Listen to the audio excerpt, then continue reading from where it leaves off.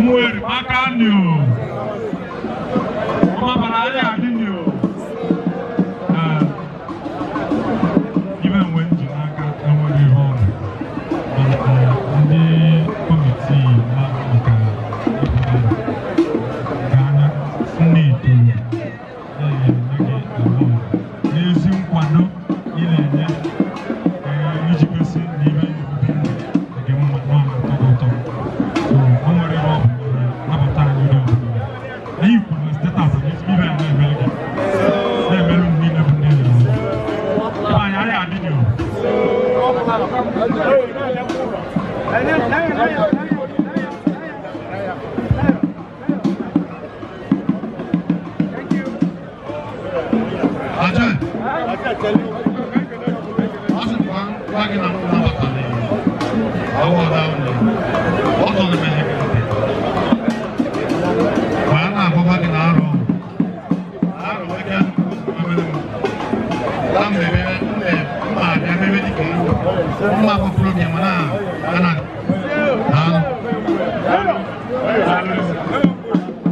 Thank you very much, Nneyi Umueri. I can again.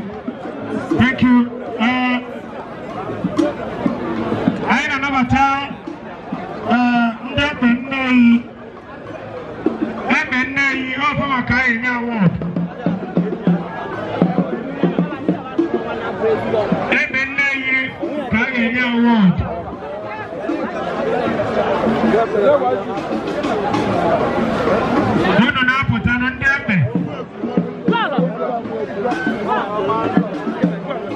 Well, we'll be taking a leave now.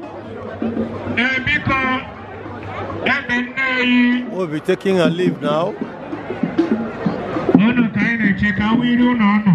It's been a long day, and tomorrow we'll be here again for the final day of the 4-day OGUGU ARO Igbo Cultural Festival at Nneyi Umueri. Yes. Thank you for being with us. Thank you for watching our videos. Thank you for liking and sharing the videos. Thank you for your comments and contributions.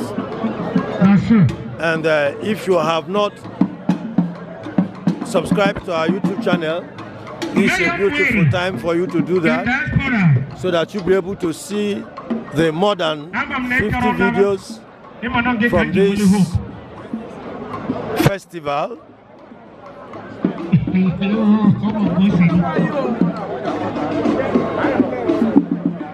Remember, if you like the work we are doing at the Center for Research in Igbo History and Culture, documenting, packaging, promoting the history and culture of the Igbo people, and if you would like to support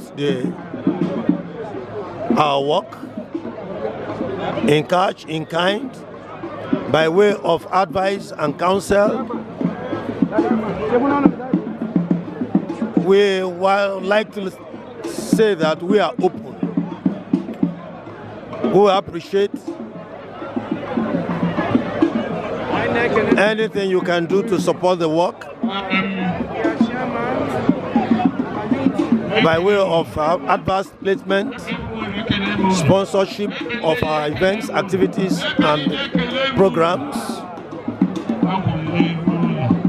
And just like we are doing here, we'll be very happy to provide full media coverage across the social media for your events, activities, and programs like weddings, chieftaincy titles, birthdays, and every occasion.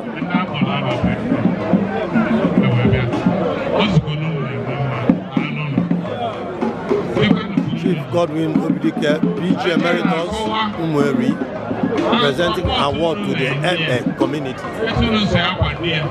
It's a community in Nneyi Umueri.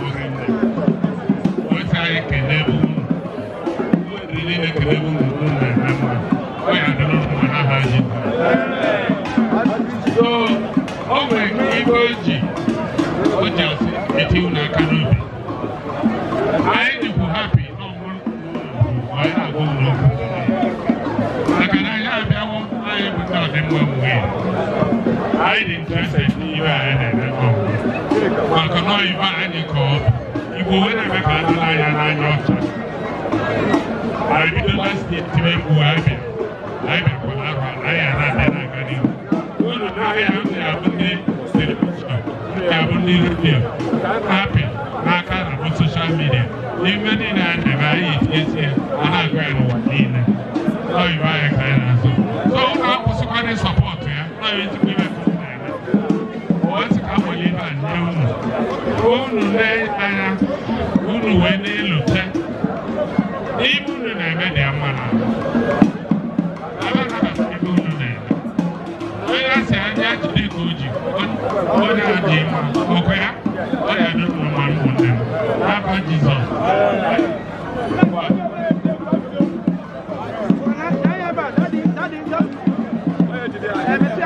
Thank you. Look up, please. Chief Godly OBIDIKE presenting the award to Nneyi Umueri community. Thank you. Thank you. See you next video as the OGUGU ARO Igbo Cultural Festival continues.